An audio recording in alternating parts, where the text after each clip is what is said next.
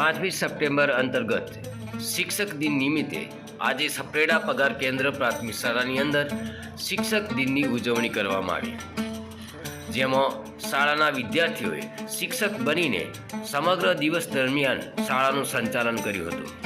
તેમજ એક દિવસના આચાર્ય તરીકે પટેલ મિતભાઈ હરસંગભાઈ તેમજ ઉપ આચાર્ય તરીકે સોલંકી નૈતિકભાઈ સુરેશદાસે પોતાની કામગીરીનો ઉત્કૃષ્ટ નમૂનો પૂરો પાડ્યો હતો.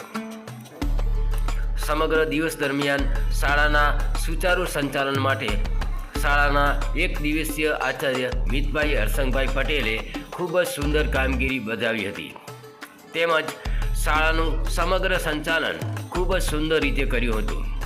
આજનો દિવસ એ સર્વપલ્લી રાધાકૃષ્ણ સાહેબશ્રીના જન્મદિવસ નિમિત્તે ઉજવવામાં આવે છે.